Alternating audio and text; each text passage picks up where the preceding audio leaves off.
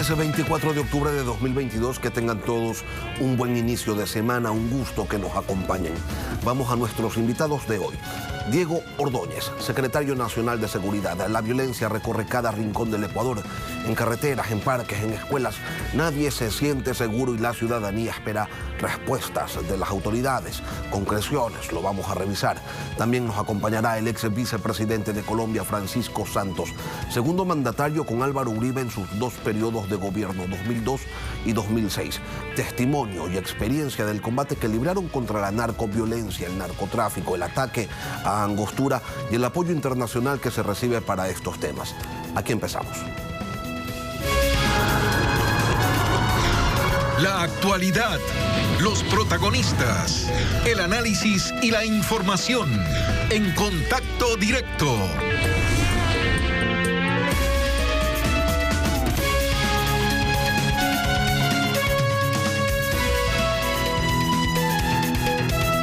Fueron más de 30 las muertes violentas este fin de semana en Guayaquil, en la zona 8, en Esmeraldas. Se viven momentos muy complejos porque la cifra de muertes violentas en comparación con el año pasado se multiplicaron por cuatro. Y estos son solo dos ejemplos de una situación compleja que se extiende por todo el país. El gobierno expone que el crecimiento de la violencia está directamente ligado al aumento de las incautaciones de cocaína, que hasta septiembre de este año iban ya por las 150 toneladas. Y esos son algunos miles de millones de dólares en los mercados internacionales. Esta mañana nos acompaña Diego Ordóñez, secretario nacional de Seguridad Pública y del Estado. Diego, buenos días, bienvenido a Contacto Directo. Buenos días, Lenin. El presidente ha dicho que no va a cesar la lucha contra el narcotráfico, entonces lo que tenemos que esperar es un recrudecimiento de la ya recrudecida violencia en el país. Tenemos un compromiso que tenemos que llevarlo a cabo, Lenin, y es por el futuro del Ecuador, por el futuro de los hijos, de los nietos. Tenemos que combatir las causas estructurales que afectan o que generan los niveles de violencia que estamos viviendo. Y es fundamental para eso, para definir una estrategia, el analizar con objetividad y precisar exactamente las causas de esa violencia, en donde además están focalizadas geográficamente. De manera que podamos orientar las acciones, como se les han orientado, a las zonas en donde existe el mayor nivel de violencia criminal, caso específico la zona el sur de Guayaquil y el Esmeraldas y la frontera. Se dice: vamos a equipar la policía, vamos a dotarla de armas, de vehículos blindados, que son necesarios, evidentemente. Tenemos ya más hombres, más policías, y vamos a sumar otra cantidad importante. Tendremos cuarteles intermedios, 26 en las 5 provincias más inseguras. Pero con excepción de los policías que se incorporaron hace 10 días ya, Diego, el resto de las acciones que se anuncian, ¿cuándo se van a concretar? Lenin, son acciones que tienen su proceso. La dotación de los equipos que requiere Policía y Fuerzas Armadas deben primero determinarse cuáles son las prioritarias, porque necesitamos mucho dinero. Tenemos en ese sentido dos estrategias, una de corto plazo y una de mediano y largo plazo. ¿Cuál es la de corto plazo? Primero, hace un momento le decía que lo fundamental para tener una estrategia exitosa de seguridad es identificar la amenaza, la profundidad de la amenaza y quiénes son los actores de esa amenaza. ¿Cuál es entonces el recurso fundamental para eso? Inteligencia, equipos de inteligencia, que el Ecuador no cuenta, o que si contó en un momento se llevaron y desvalijaron al sistema de inteligencia, tanto de policía como de Fuerzas Armadas. Hay que fortalecer esa inteligencia de manera que podamos saber a dónde orientamos las acciones. Lo segundo, el equipamiento en cuanto a material, armas, logística, eso en un plan de corto plazo prevé recuperar ciertas capacidades mínimas. Y luego el plan más grande, el de mediano y largo plazo, el que está incluido dentro de la estrategia integral de seguridad, es el que el presidente ha presentado y anunciado en varias oportunidades. Tenemos un documento, es la primera vez que tenemos un documento. Primera vez que tenemos un documento articulado entre Fuerzas Armadas y Policía Nacional para enfrentar la amenaza del narcotráfico y el crimen organizado. Eso supone una inversión, según el presidente lo anunció, de alrededor de 5.000 millones de dólares. Esa inversión, obviamente, el Ecuador no la puede hacer y sobre ese valor es que se discute la cooperación y el apoyo de gobiernos que tienen que ver con los mercados de consumo. Ahora, esa cooperación, ese financiamiento que podría venir de Estados Unidos o quizás de otros países, ¿es una idea? ¿Ha sido el tema de una conversación casual o hay algo concreto, una solicitud por escrito y una respuesta afirmativa? Bueno, para darle una respuesta de eso, veamos lo que sucedió la semana pasada. Visitó el Ecuador una delegación del más alto nivel del Senado norteamericano, de demócratas y republicanos, integrantes de las comisiones de seguridad, de inteligencia, de desarrollo, de finanzas, para conversar con el presidente Lasso sobre las necesidades en torno a la seguridad. Y hay ya un compromiso de ese lado en el sentido de empujar la propuesta que tiene hecho el presidente, que ya está presentada ante el gobierno de los Estados Unidos. Lo presentamos al Departamento de Defensa, al Comando Sur, a través de la Embajada del Ecuador al Departamento de Estado. Todo esto se viene trabajando, sobre todo esto se viene trabajando, pero hablemos de lo siguiente. Esto es un plan de mediano y largo plazo. Veamos en el corto plazo. No hay largo plazo sin corto plazo. ¿Qué es lo inmediato? Usted acaba de mencionar lo que es fundamental. Es un cambio en el sistema operativo, en la modalidad de gestión operativa de la Policía Nacional. Vamos hacia el modelo de cuarteles intermedios. ¿Qué quiere decir esto de cuarteles intermedios? En zonas de baja conflictividad, UPCs, como es el modelo que se ha operado durante los últimos años. En zonas de alta conflictividad, vamos a instalar, por ejemplo, en Esmeraldas, 3 cuarteles intermedios que permitan el acantonamiento de un número superior de policías en una vida además de cuartel, ¿no? Que tiene una serie de implicaciones en cuanto al funcionamiento orgánico, la disciplina, etc. Aparte de la dotación, no solamente el hecho de tener el cuartel, la dotación, son los equipos de inteligencia, los equipos de comunicaciones. Usted me dice, ¿cuándo? Ese proceso lo estamos avanzando. En poco tiempo ya vamos a tener concreciones en cuanto a lo que necesitamos financiar, porque el Ecuador comprenderá que todo esto supone un esfuerzo financiero muy alto. Y usted dice, Diego, que ya han adelantado solicitudes concretas a distintas entidades del gobierno norteamericano. ¿Qué nomás están pidiendo? Bueno, lo que consta en el plan, ¿no? Hay un plan de una estrategia integral en donde se incorpora un conjunto de requerimientos que tienen que ver con lo que mencionamos hace un momento, en el sentido de hacer que las Fuerzas Armadas y la Policía Nacional tengan pues las capacidades suficientes como para poder enfrentar los elevados niveles de criminalidad. Eso suena a asesoramiento, suena a equipamiento, pero también se está pidiendo dinero. Suena equipamiento y suena, obviamente, suena financiamiento, ¿no? ¿Y cuánto? ¿Están pidiendo un monto en concreto o lo que buenamente nos quieran dar? Bueno, el presidente ha hablado de un monto, ¿no? Le acabo de decir hace un momento. Sí, 5.000 millones, pero todo eso se le está pidiendo a Estados Unidos. Hay un planteamiento en ese sentido. Esperamos ya empezar a tener respuestas respecto de eso. ¿Todo esto enmarcado dentro de lo que algunos han dado por llamar un plan Ecuador? Esto es un plan que nos permite enfrentar o apoyarle al Ecuador en enfrentar esta amenaza contra la estabilidad del Estado, que es la delincuencia organizada y el narcotráfico, ¿no?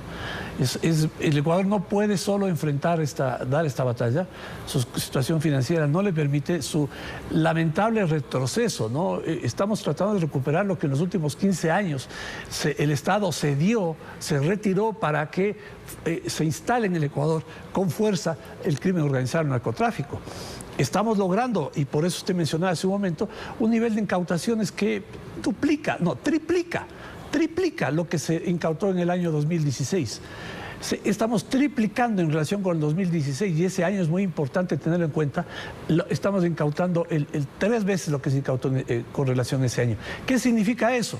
Que aquellos que están ligados al negocio están recibiendo golpes muy certeros en lo que más interesan, sus economías. Y eso se refleja lamentablemente en este focalizado incremento de criminalidad en zonas específicas de la geografía ecuatoriana, en donde hay sitios de exportación por la salida al mar, zona sur de Guayaquil, o de elevado nivel de microtráfico como en Esmeraldas, y también en la zona sur de Guayaquil, es en donde se da este conflicto de los grupos de delincuencia organizada que se enfrentan. Diego. Esto es lamentablemente el impacto de Esta es la reacción frente a una acción decidida del gobierno para enfrentar esta amenaza. Dado que el Estado ecuatoriano, entiéndase Fuerzas Armadas, Policía Nacional, no cuenta con los recursos para, por ejemplo, controlar todo el mar territorial, todo el espacio aéreo, por donde también se desarrollan actividades y donde fundamentalmente se desarrollan las actividades de exportación de drogas, se podría o se está planteando en este plan presentado al gobierno de Estados Unidos la reactivación de algo similar a la base de Manta? Bueno, no solamente que se eliminó la cooperación de Estados Unidos en la vigilancia de la zona costera, el mar territorial y Galápagos, que era el trabajo que hacía la base de Manta, sino que constitucionalmente se prohibió tener esa posibilidad. Es decir, no hay un mecanismo legal que le permita al gobierno ecuatoriano reincorporar o restablecer ese modelo de cooperación, que era, como insisto, un sistema de vigilancia muy eficiente, muy efectivo para el control de la zona de costa. Bueno, se permitió que en Galápagos opere de manera logística un avión radar de Estados Unidos, entonces mecanismos sí existen. Y existen otros mecanismos, Lenin, precisamente para superar esta deficiencia. Está en el plan de corto plazo mecanismos para la vigilancia de zona de playa, para la vigilancia de la zona costera, para la vigilancia del mar territorial y para la vigilancia de todas las fronteras del Ecuador. La tecnología en esto, Lenin, ayuda muchísimo, ¿no? Hay, por suerte, en el mundo un gran desarrollo en cuanto a los sistemas de detección, de vigilancia, de seguridad, de defensa. Y en eso el Ecuador se ha comprometido. Y por eso, les decía hace un momento, este proceso lleva un poco de tiempo.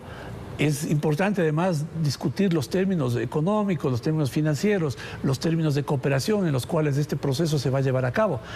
Y yo entiendo y me hago cargo y todos comprendemos que muchos necesitamos una respuesta de muy corto plazo, pero como es costumbre en este gobierno, atacamos los problemas de fondo, los problemas estructurales, y por eso tiene que ver la propuesta, la estrategia integral, la de corto plazo y la de mediano y largo plazo, articuladas para enfrentar el problema estructural de la violencia en el Ecuador, que es originado en más del 80% en el narcotráfico y en el micronarcotráfico. Usted habla de respuestas estructurales y la seguridad evidentemente no solo se construye con hombres armados y operativos, sino también con inversión social. Y Esmeraldas, como muchos otros cantones de la República, es un espacio que no cuenta con servicios básicos siquiera, peor aún con espacios deportivos o de recreación, y se sigue exigiendo inversión estatal. La competencia de seguridad es exclusiva del gobierno central, pero la responsabilidad de invertir en otros aspectos que sin duda inciden en la seguridad es de los gobiernos seccionales. Pero algunos prefieren con sus recursos montar árboles de Navidad o hacer conciertos de reggaetón. ¿Y ahí cómo hacemos, Diego? O piscina de olas. Va dependiendo de las prioridades, ¿no? Mire, muchos de los gobiernos locales recaudan la contribución o la tasa de seguridad. Y sobre eso hay que pedir pues, una propuesta. Los gobiernos locales tienen mucha responsabilidad en cuanto a la seguridad, en cuanto a la regulación del uso de suelo, en cuanto a la iluminación, en cuanto a la inversión en infraestructura, ¿no? En cuanto a canchas deportivas. Esos son factores laterales que añaden solución al problema de la inseguridad. Si usted va, por ejemplo, a las zonas de Guayaquil o de Esmeraldas, de estado en Esmeraldas, ¿no? El nivel de abandono de las ciudades, de los gobiernos locales, es muy alto, es muy alto. Ciertamente que es necesario fortalecer la inversión social que usted acaba de manifestar. Bueno, hay planes que el gobierno tiene en ese sentido. El plan de la combate a la desnutrición infantil. Batimos el récord de inversión social de 13.000 millones de dólares en relación con toda la historia desde los últimos 15 años de lo que llaman inversión social, en educación, en salud, en prevención, en vacunación, en escuelas, en deporte, en cultura, en ese volumen de inversión. Ahora bien, ¿cuál es la solución igual estructural en el tema de la necesidad de dar solución a los requerimientos sociales de provincias como Esmeraldas? Es inversión, pero para eso necesita recuperar condiciones mínimas de seguridad, y eso se ha dado, Quisiera señalarle, Lenin, tenemos declarada a Esmeraldas zona especial de seguridad. Se ha movilizado un contingente de alrededor de 1.200 miembros de Fuerzas Armadas al mando de un general para, juntamente con la fuerza policial, que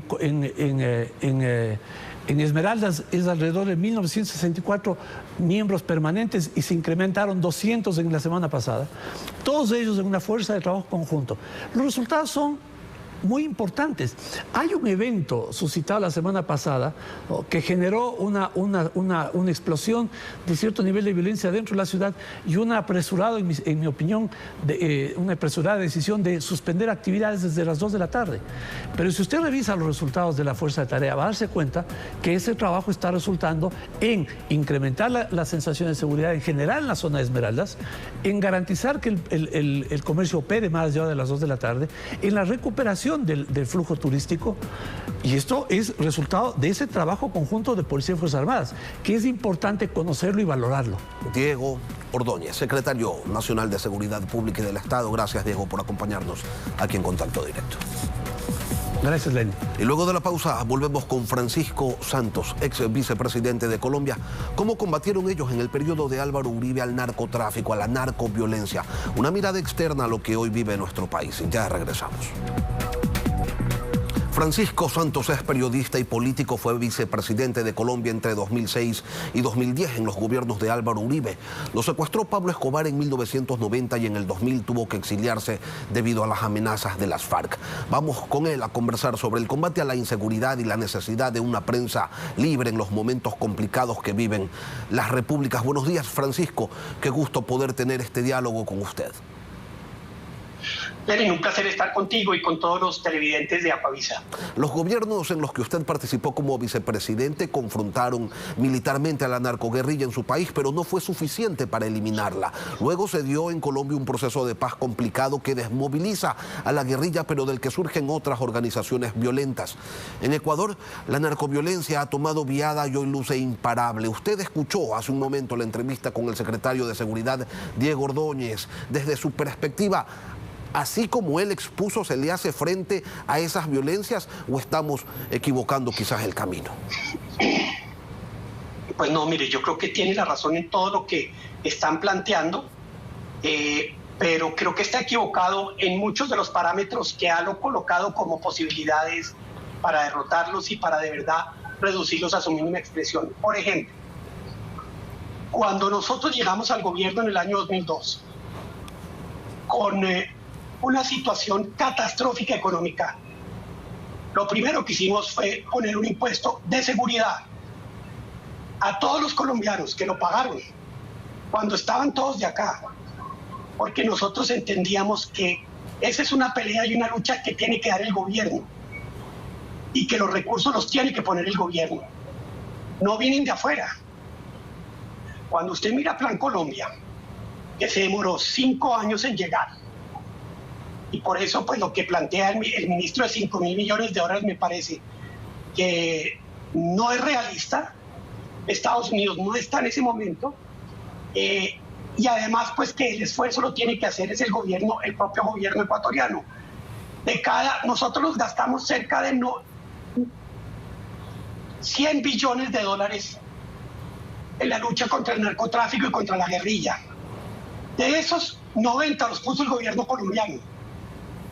Entonces, lo que hay que entender es que el esfuerzo empieza por casa y que no hay que esperar a que nos llegue la plata para hacer algo. Hay que buscar reducir en nuestros lugares, pero hay que reforzar muchísimo la capacidad de seguridad. Uno. Entonces, creo que en ese sentido no hay que esperar a que lleguen esos recursos para montar estrategias focalizadas, estrategias que van detrás de las organizaciones, que eso requiere inteligencia, eso requiere un aparato muy preparado, que creo que allá no lo hay en el Ecuador desafortunadamente, y que van a tener que prepararlo muy rápidamente, y necesita liderazgo. Lo que más necesita es liderazgo del presidente. Yo me acuerdo que nosotros nos posesionamos un 7 de agosto y a las 5 de la mañana estábamos en una de las zonas más conflictivas, el presidente desplegando su primer plan de seguridad en una de esas zonas, y hacía seguimiento permanentemente. Entonces, liderazgo, recursos, estrategia, ayuda internacional que la hay, pero yo creo que en otro sentido, Francisco, no que nos den, no que le den la plata. cuando usted era vicepresidente, Colombia bombardeó un campamento guerrillero en territorio ecuatoriano en un hecho sin precedentes. ¿Qué lo llevó a intervenir directamente, sin advertir a las autoridades ecuatorianas, sin compartir información para que sea la fuerza pública de Ecuador la que se encargue de ejecutar esa operación? ¿Ese fue también un ejercicio de liderazgo? Totalmente, claro. Es que el problema es que la FARC estaba ya bajo autorización de Correa. Correa sabía que la FARC estaba ya.